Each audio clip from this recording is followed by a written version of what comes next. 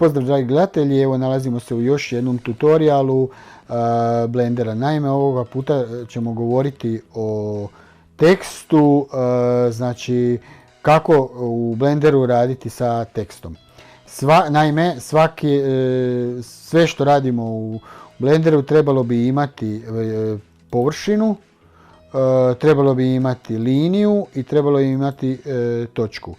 A za razliku od teksta koji se radi u Blenderu, naravno to može imati, ali treba doći do toga. Sada ćemo ovu kocku obrisati i krenuti ćemo redom. Napravit ćemo jedan tekst. Njega napisat ćemo ovo je proba i stavit ćemo convert to mesh. Ako pogledate convert to mesh i odete u edit mod, dobili ste površine, točke i crte, ali nije to što mi želimo. Naime, vratit ćemo korak unazad.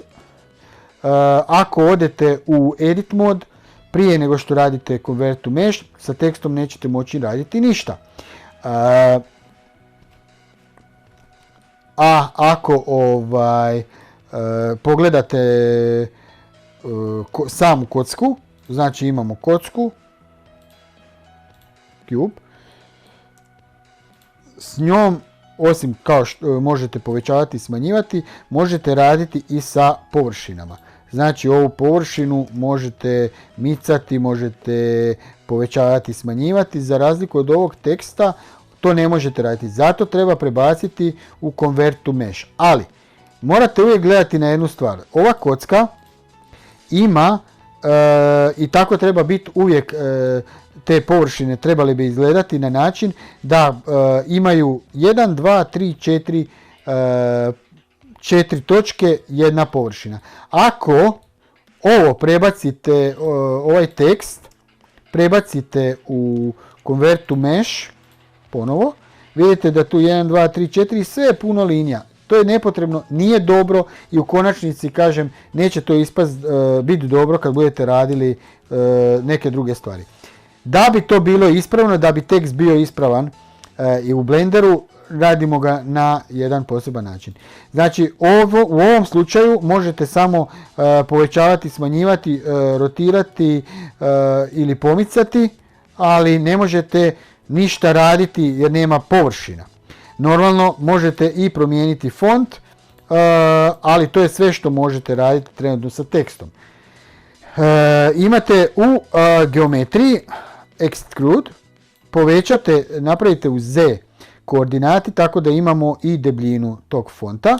Sada trenutno, kad smo to napravili, prebacimo convert to mesh i dobijemo ove čudne linije. Ali, to da vas sad ne zbunjuje, vrlo brzo ćemo to ispraviti na način što ćemo otići u ovu funkciju, tu funkciju stisnit ćemo remesh i umjesto, moramo prebaciti u objekt modu da bi vidjeli o čemu se radi. Znači dobit ćemo ovako neke brljotine.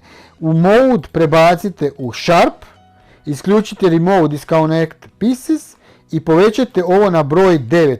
Najbolje se pokazalo kao broj 9. Još uvijek se ništa ne pokazuje. To možete vidjeti na jedan način, a to je da možete odmah vidjeti kako će izgledati. Stisnete ovu ikonu. Stisnete ovu ikonu i stisnete tu. Sada vidite ono što želimo dobiti. Ali ako ostavim tako, malo će vas to zbunjivati pa ću sad to isključiti, ali ako vam to treba možete se slobodno uključiti. Znači vraćamo se tu, napravimo apply i sada imamo tekst kakav želimo imati i s tim tekstom ako želite pogledati, sad na primjer imamo površinu, možemo je povećati, smanjiti, raditi s tim šta hoćete, možete raditi lupove, što god znači želite možete s ovim raditi. Za razliku od onoga to niste mogli. Tako da evo jedan od brzih načina kako bi vam mogao pokazati kako se sa tekstom radi u Blenderu. Toliko za sada, pa se vidimo u sljedećem kratkom tutorialu koji ću vam vrlo brzo prikazati.